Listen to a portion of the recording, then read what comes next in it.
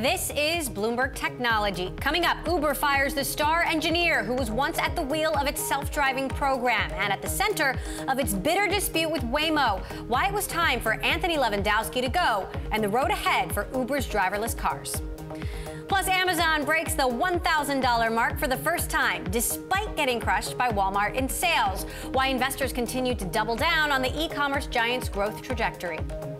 And under the hood of the Tesla Model 3's biggest rival, how the Chevy Bolt stacks up against the competition, and what mechanics found after stripping down GM's electric car for the masses. But first, to our lead. Big news out of Uber. The ride-hailing giant announced it has fired Anthony Levandowski, the former head of its self-driving car unit. He is also the man at the center of an ongoing legal battle between Uber and Alphabet's driverless car unit, Waymo. Remember, Levandowski was recruited by Uber in 2016 after a long stint at Google. Waymo then sued Uber earlier this year, alleging that Levandowski stole trade secrets and patents for the development of self-driving technology and used them at Uber. Levandowski evoked his Fifth Amendment right not to testify, which has made it more difficult for Uber to defend itself. Joining me now to discuss, Bloomberg Tech's Mark Bergen, who covers Alphabet, and our Bloomberg Tech senior executive editor, Brad Stone, with me here in the studio. So, Brad, first to you. What's the explanation? Why now? Well, this is really about 14,000 files that were allegedly surreptitiously downloaded by Anthony Levandowski from Waymo. Judge William Alsup said that Levandowski had to turn over those files. Uber told its employee Levandowski it had to turn over those files, and he refused to comply, or he declined to comply, perhaps because something about them was incriminating. So, it's interesting. It turns what has really been a two-party case into almost a three-party case right now. We now have Waymo versus Uber, and Anthony Levandowski now off on his own. So, Mark, how does this actually impact the case? Does this hurt Uber's case? Does this help Waymo's case? It's really hard to see right now. I think they're waiting for whether or not this will meet the criteria the judge has set up for the injunction, right? The judge could come out and say, okay, Uber, you've fired Levandowski. We don't have any evidence. He said previously that Waymo's case was pretty strong, but he said there was no quote unquote smoking gun. So it seems like, Uber's lawyers probably know what they're doing. So this might be a good outcome for them, but right now it's really unclear. And is there any chance that Levandowski could be personally prosecuted here? I do think that there is a criminal case proceeding. He also has a prior case that Waymo has filed against him. Prior to their February lawsuit against Uber, he's hired his own lawyers. After that lawsuit, they're criminal defense lawyers. So that's a likelihood as well. Now, Brad, Levandowski argues that he's been forced to choose between his job and his constitutional rights. Does he have an argument there? Well, I guess, it's unclear. I'm not a legal expert, but perhaps. So Uber's driverless car future, what does this mean? They've already taken him off as the head of the unit. Do they really need him? Do they really need? Well, he did become so identified with Uber and with its driverless car efforts, but there is a deep bench of talent there. You have Eric Mayhofer, who has now replaced him as the head of the driverless car division. He came from Carnegie Mellon. They have hired other folks, Raquel Uritzum, I believe, hopefully I'm not mispronouncing that, from the University of Toronto, has started an AI lab in Toronto for Uber. The risk is that the optics of this look so bad that it's going to be increasingly difficult for Uber to hire folks, and of course, talent is the name of this game right now. So, Mark, on that note, there's a public trial on track for October. What's next here? I do think, to Brad's point, the self-driving cars are not necessarily on the road tomorrow, right? This is still what experts say they're years, if not decades away. So there's a chance that Uber might turn into more of a partnership model. We see it partner with a few car makers. They might try to reach out to more car makers. It's something that Lyft has done, and of course, Lyft is also in talks with Waymo on a partnership there. So I think for this case, we'll see a lot of movement. Uber later this week. They also have the massive investigation into their harassment issues. So maybe this is a way for them to kind of put this in the back burner and deal with a lot of other cultural issues facing the company. Yeah, and let me just add one thing. I mean, there is always the possibility that these companies settle, right? I mean, Google is an investor in Uber. There are reasons for them to work together. It does appear from a distance that this case has really been about, the founders of Alphabet, Larry Page and Sergey Brin, with a personal vendetta against one of their former employees, Anthony Levandowski. So now that he has gotten some separation from Uber, perhaps it's the beginning of Uber and Google, coming back onto the side of being allies versus adversaries. Interesting. Now, Uber CEO Travis Kalanick got some very sad news over the weekend. His mother, Bonnie Kalanick, was killed in a horrific boating accident. His father is in serious condition, so our hearts go out to Travis at this time. I do want to ask, though, Brad, what is this? Uber has a lot of challenges on its plate right now. The sexual harassment investigation, the results of that are coming this week or next week. Are we expecting any delays? As far as I know, no. Eric Holder, the former attorney general, was due to deliver his report to the Uber board of directors. It wasn't expected that report, or at least a redacted version of it, would become public until next week. So obviously it's a terrible time for the Kalanick family and for Uber itself. I don't know how much it'll slow down the investigation, though. Do we know anything yet about which way the investigation is leaning?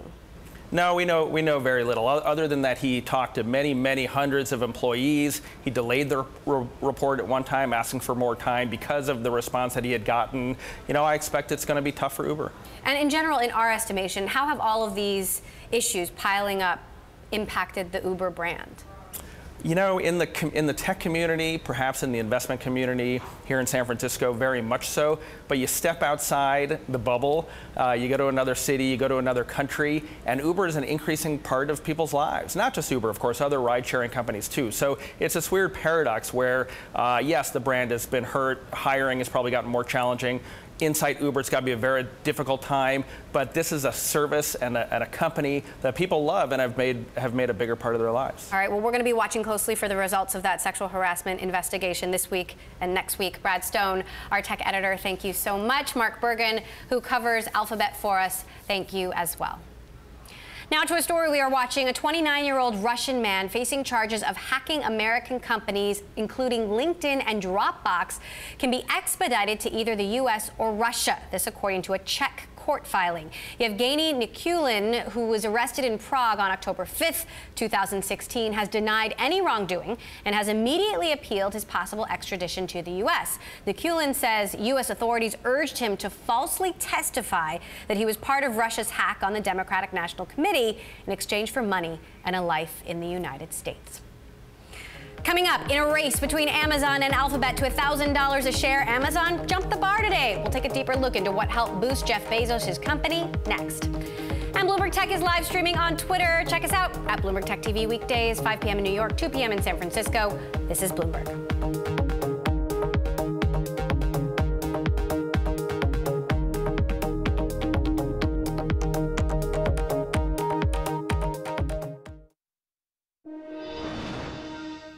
Out of Europe, activist investment firm CV Capital bought a 5.6% stake in Sweden-based Ericsson, valued at about $1.06 billion.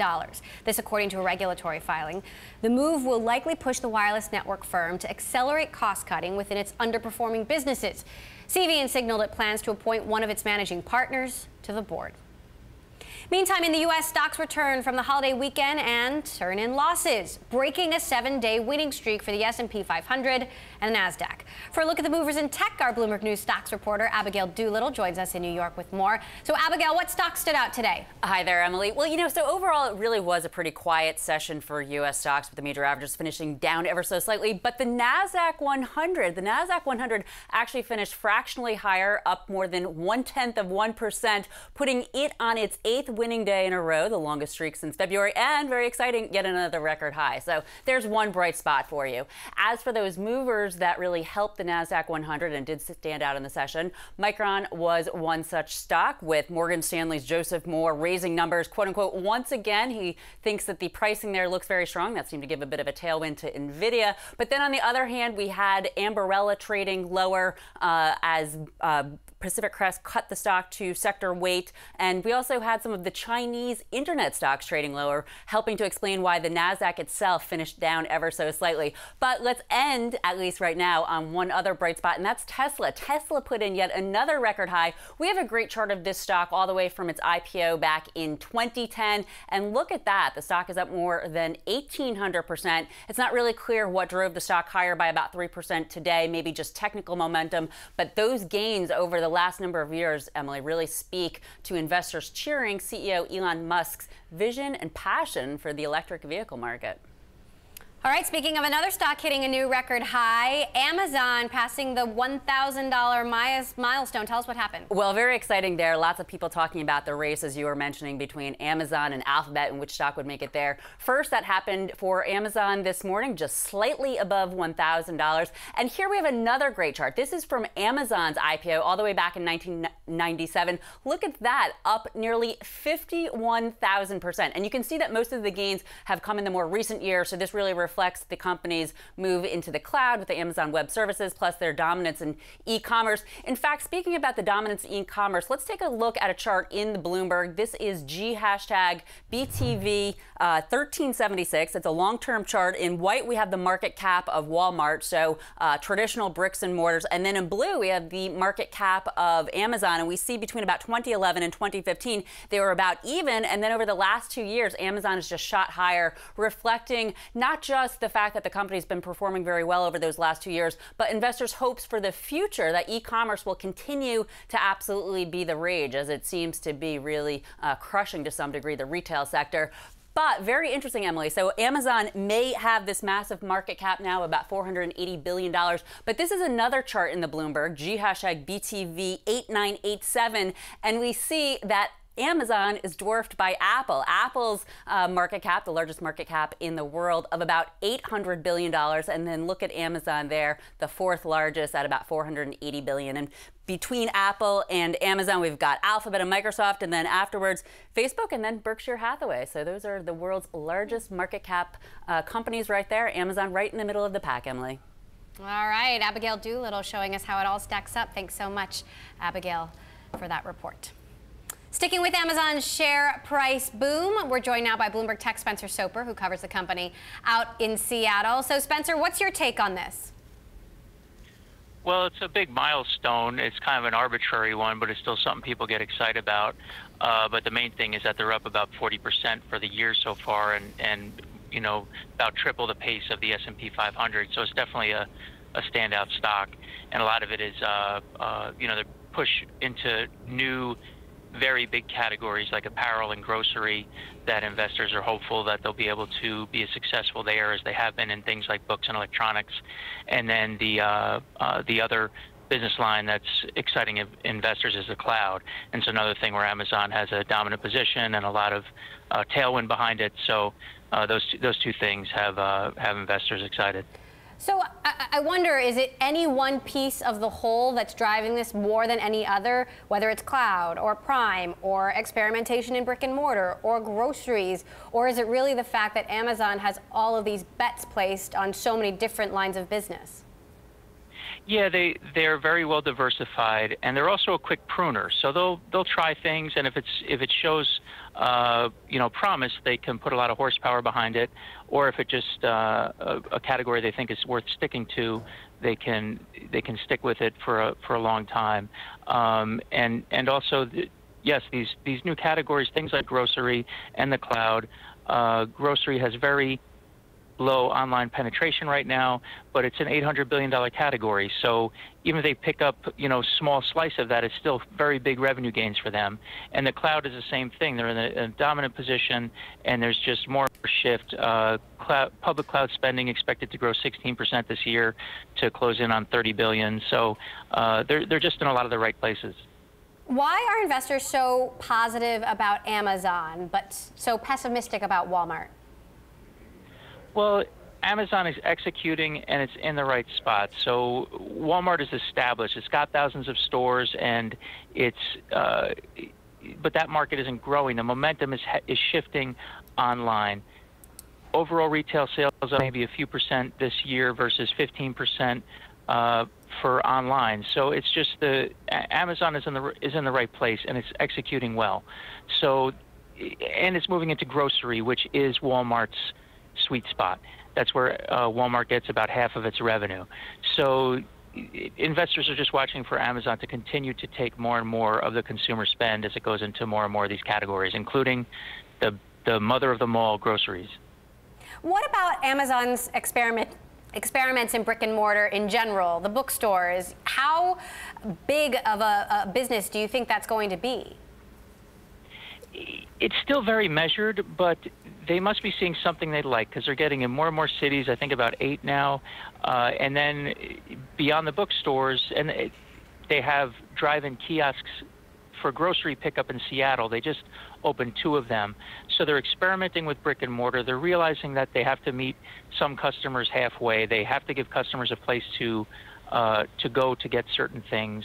But again, the pace has been fairly measured, and that's going to be where there's a big standoff between Walmart and Amazon, is on the grocery front and the brick and mortar grocery front, with these drive-in kiosks where you can easily pull in and have groceries you've ordered online put in the trunk of your car versus doorstep delivery.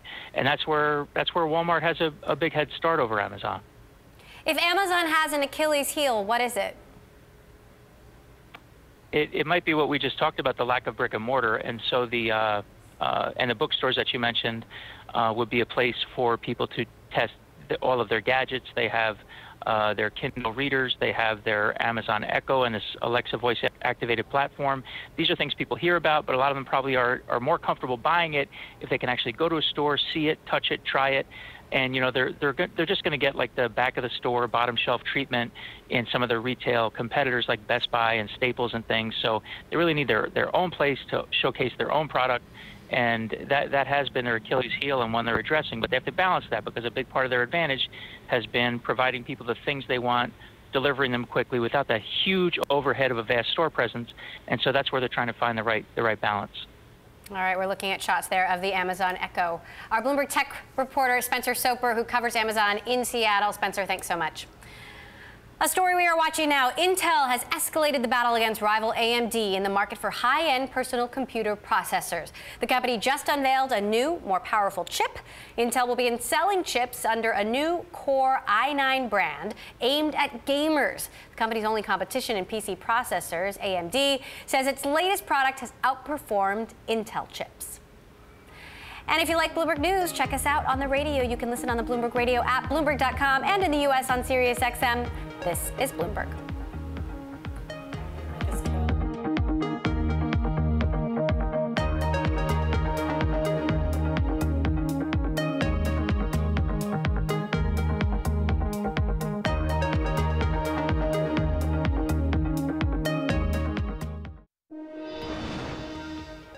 A story we are watching. 2 former Theranos directors did not follow up on the allegations about the validity of the technology at the center of the blood testing startup. The highly decorated former director, former U.S. Navy Admiral Gary Roughead, and former U.S. Secretary of State George Shultz said in depositions that they did not question the company's founder, Elizabeth Holmes, about the matter. You'll remember that both men left the board in 2015 after a Wall Street Journal investigation highlighted employees' concerns about the company's operations. The laptop ban remains in limbo. U.S. Department of Homeland Security spokesman David Lappin says Politico's report that the government is shelving the ban is, quote, absolutely wrong. Politico reported earlier that the Trump administration has reportedly opted not to expand its current ban on laptops inside airline cabins to include incoming flights from Europe. The U.S. currently bans laptops from 8 majority Muslim nations. Speaking on Fox News Sunday, Homeland Security Secretary John Kelly said he may ban laptop computers in the cabins of all international flights into and out of the U.S.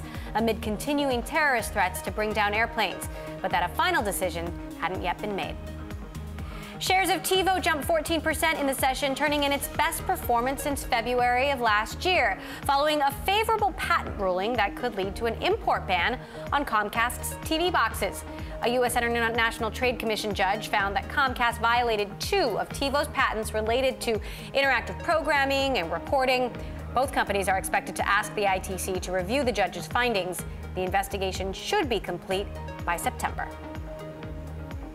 Coming up, Bitcoin has been on a tear, surging more than 100% in the last 2 months. We'll discuss what's behind the move in the cryptocurrency next. And a feature I want to bring to your attention is our new interactive TV function. Find it at TV Go on the Bloomberg. You can watch us live. If you miss an interview, you can go back to it. You can send our producers a message. You can play along with the charts that we bring you on air. This is for Bloomberg subscribers only. Check it out at TV Go. This is Bloomberg.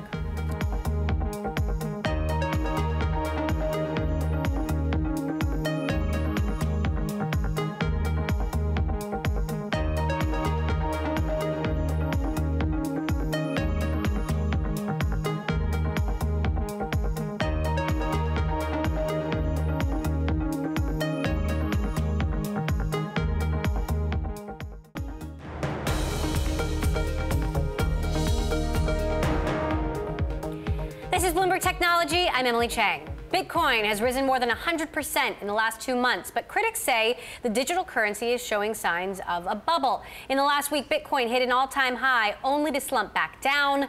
It's this kind of volatility that gets bears worried, not to mention questions about safety, fraud, lack of government recognition, and competition from other digital currencies. Joining us now to break it all down is Polychain Capital founder and CEO Olaf Carlson-Wee. Polychain is a hedge fund backed by Andreessen Horowitz and Union Square Ventures. Also joining us, our Bloomberg editor-at-large, Corey Johnson. Olaf, I want to start with you. Is there a Bitcoin bubble? What do you think? Well, we've seen really fast growth in Bitcoin recently. I think this is an uptick coming from an industry that hasn't been moving as aggressively in the public radar. But now that a lot of the growth in the price is more closely tracking the fundamentals, I think we're seeing a big uptick for that reason. Corey, some investors have told me that Bitcoin is like gold. It is a finite resource and therefore just not as interesting. What's your take? Well, I think gold's fascinating personally, but it is true that the way Bitcoin is constructed, it's meant to be finite. It's meant to be harder and harder to mint coins as there are more and more out there. And so the scarcity value is an important part of the Bitcoin plan and has been from the very beginning.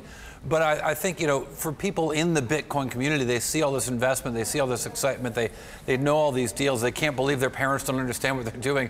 So when they see the price surge, I think it's seen as a validation of what they've all been working on. But there's absolutely an element of gold-like, of gold bug-like, both fervent belief and rabid speculation going on here. And you can see that in the reaction to the price. And you can, I thought you really did see that, you know, when you showed that 5-day chart 5 days ago, when you saw that really dramatic 1 hour 20% sell-off in Bitcoin, you can really see that it is so speculative, this current wild ride that Bitcoin's on, that while the long-term value of Bitcoin may be in the eye of the beholder, the volatility is really in the eye of the speculator.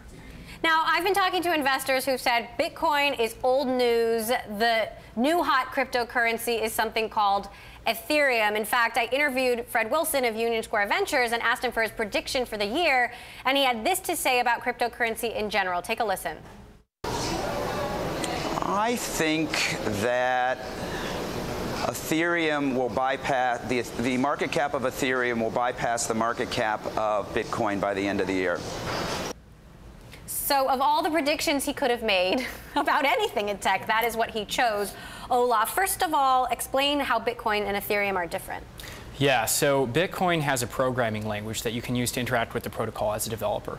It's a very limited programming language. In Ethereum, this programming language is much more expressive. And it's higher level. What this means is that for developers building applications on top of the protocol, it's actually much easier to work with. So what we've seen in Ethereum is a much richer organic developer ecosystem develop very, very quickly, which is what has driven Ethereum's price growth, which has been actually much more aggressive than Bitcoin. So would you agree with what Fred had to say? Yeah, I would agree with Fred. You think the market cap is going to surpass? I don't know if I would agree with as aggressive a timeline as Fred, but I think in the long term, absolutely. How long? I would give it maybe, I would extend that out 1 year. So maybe by the end of 2018. Interesting. Corey, what are your thoughts? Well, I think Ethereum is really interesting, too, in the way that it sort of uses a distributed network to embed both sort of security and ownership of Ethereum, that it's a much more like TCP/IP than it is sort of the client-server method or model. But I think so. It's fascinating from that regard, and therefore could have some really interesting different use cases. Still using the general concept of blockchain. But I think that the other problem is that it's harder and harder to use Bitcoin. And one of the big issues that I think not a lot of people are talking about in the Bitcoin world are how hard it is to close a transaction. The speed of closing a transaction in Bitcoin is getting exponentially worse. And it's been happening, interestingly, coinciding with the big rise in the price. But it's just hard to do a deal on Bitcoin right now. We're showing a chart right now that shows how long it takes to get a confirmation on the Bitcoin network of a Bitcoin transaction. And it's getting slower and slower, and that may be a problem that's embedded into the actual coin itself, so that the Bitcoin can't really get out of its own way with this problem. There's been a lot of discussion of this problem for some time, well over a year in the Bitcoin community, but the fixes haven't worked. And the proposed fixes are challenging the very nature of Bitcoin. So unless a solution is found to this, I think that it's going to be a real problem, a wind in the face of Bitcoin's ascendancy, because the transactions, the deals just can't get done.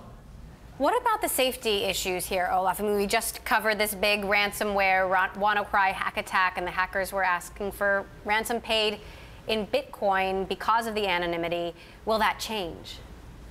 Well, you know, I think these technologies basically offer a whole new suite of use cases that weren't possible beforehand. So that includes both good actors and bad, just like the internet itself enabled both good and bad people. Are there any other cryptocurrencies that we should be watching?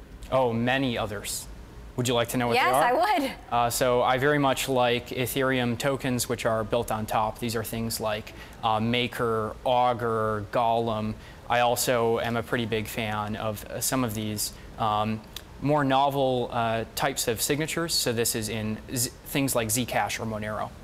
When do you think these are going to go mainstream? I mean, when will the average novice consumer be paying for things in Bitcoin or Ethereum tokens, whatever it is? So I think we're absolutely still in the kind of infrastructure building phase before we're ready for user-facing applications. But I do think within 1 to 2 years, we'll start to see the first viral applications that are user-facing.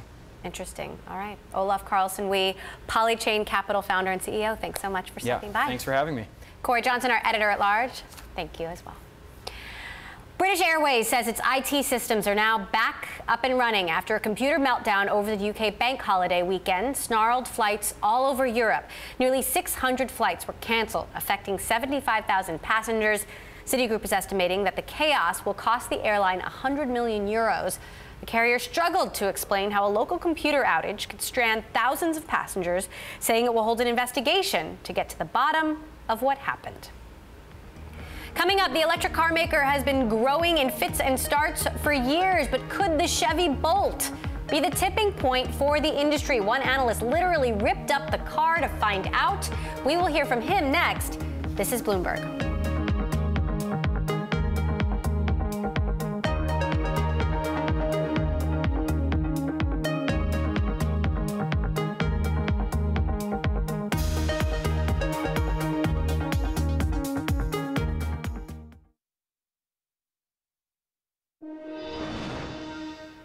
Vietnam may soon have its first technology company go public in the United States. VNG, a game whose investors, including Goldman Sachs, signed a memorandum of understanding to list on the NASDAQ. VNG CEO Lê Hồng Minh has declined to disclose the timing or size of its IPO. The company's games have shipped to more than 230 companies. VNG forecasts 2017 revenue of $180 million. That is a rise of as much as 70% from last year, according to the company. Ahead of the highly anticipated release of the Tesla Model 3, the autos team at UBS got hold of the newest Tesla's biggest competitor, the Chevy Bolt. Not only did they buy the car, but they took it apart to give a comprehensive breakdown of the features and the costs of the vehicle. Colin Langan covers automakers as an analyst at UBS and wrote this report. He joins us now from New York. So first of all, Colin, you guys actually got a team of engineers to break down the entire car. Tell me about the process here. Yeah, I mean, it was a very exciting process. We partnered here with a team we call the Evidence Lab, a bunch of data scientists, and we've talked to them about how the Chevy Bolt will be the first mass market EV with over 200-mile range, and this would be a very interesting test for EVs in the U.S. and globally. Since this was such an important vehicle, we decided to partner with a company that is an expert in automotive teardowns and provided us a very detailed cost analysis of the entire EV powertrain, which I think gives us quite a unique edge in understanding this important phenomenon in the industry.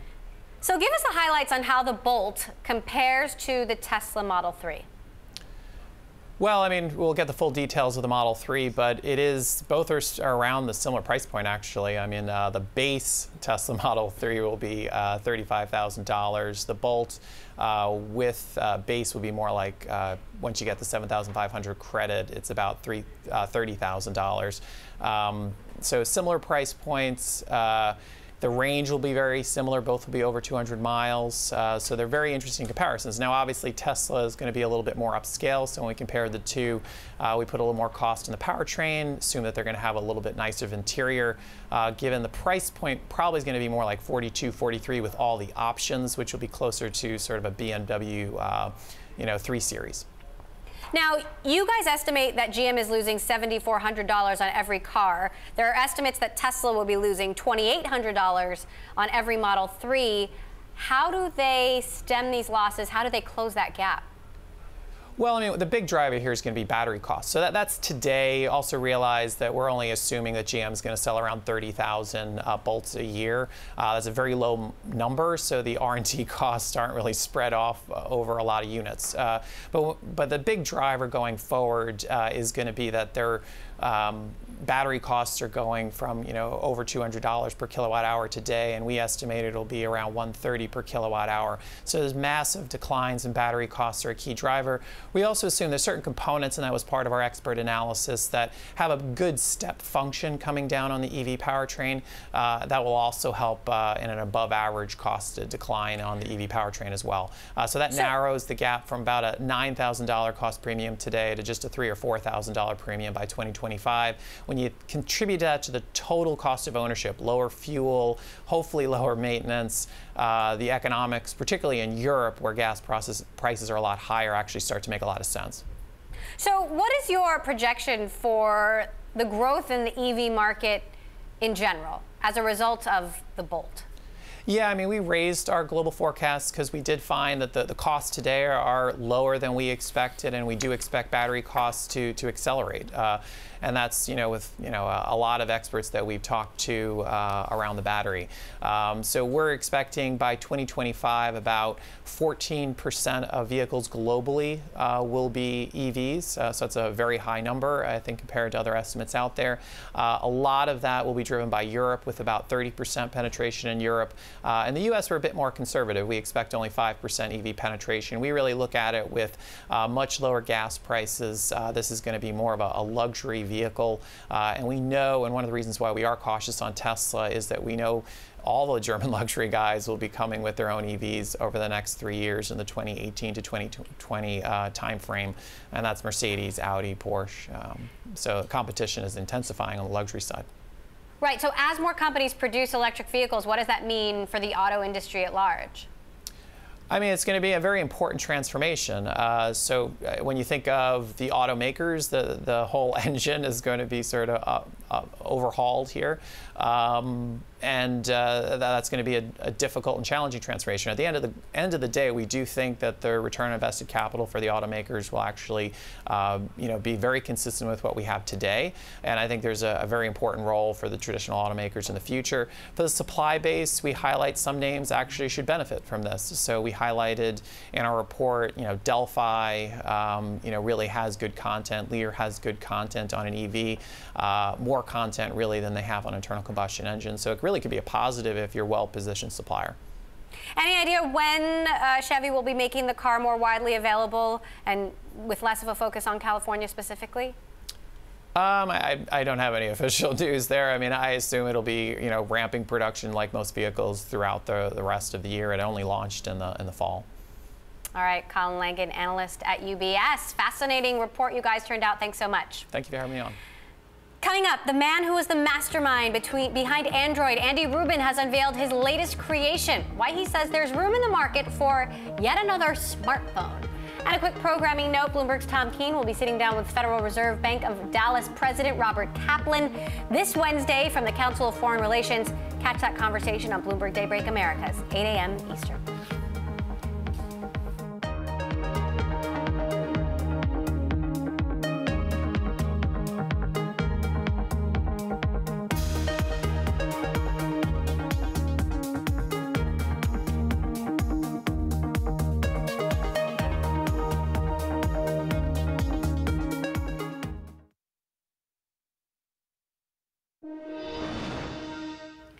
Vietnam's Prime Minister Nguyen Xuan Phuc is coming stateside, becoming the first Southeast Asian leader to meet President Trump.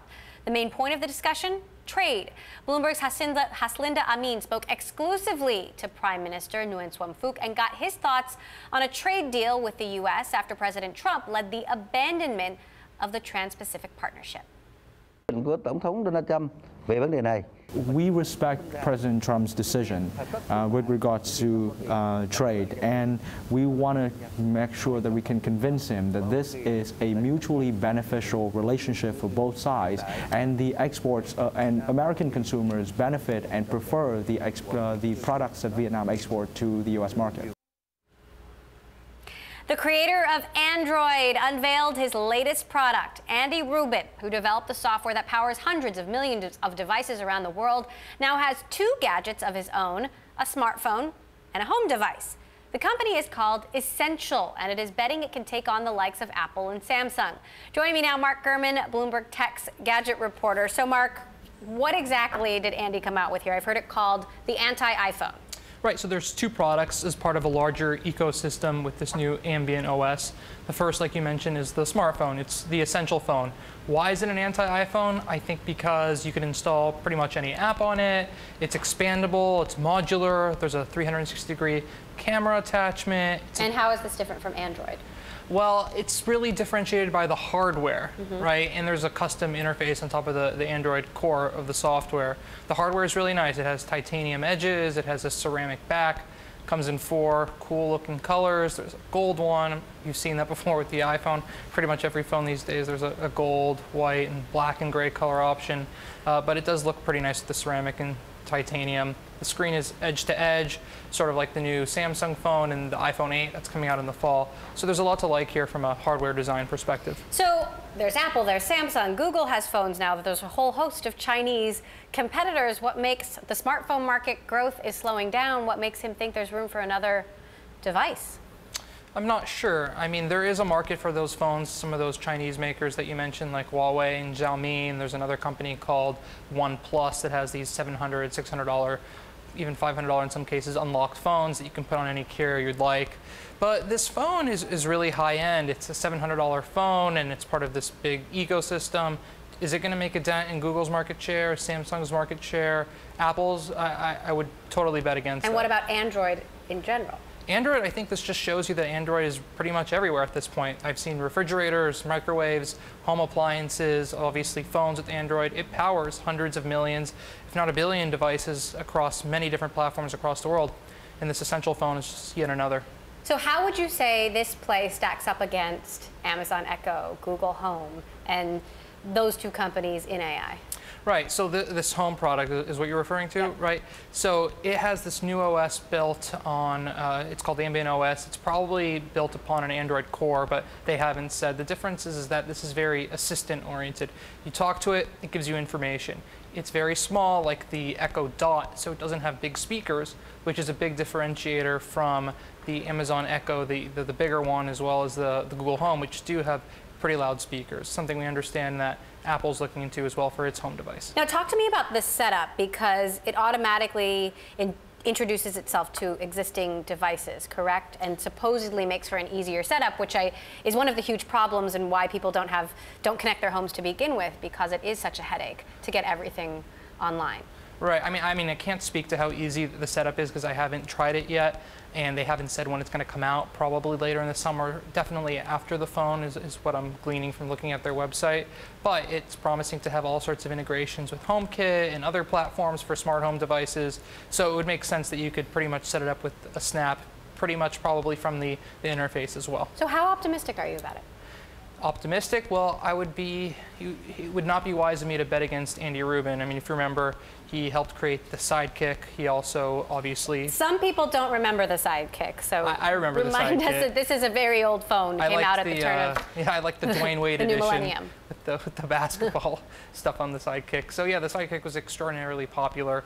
It really helped make T-Mobile when that launched as a carrier over a decade ago in the US, if you remember that. And so he did that, and also Android. It's ubiquitous. It's the OS for technology products today across many different platforms, from cars to fridges to microwaves, all over your home. So it would be difficult to bet against Andy Rubin. Will it make a dent? I don't think so. I would bet against that. But it seems like there is room for another hardware player to make premium devices, and that's what he's doing.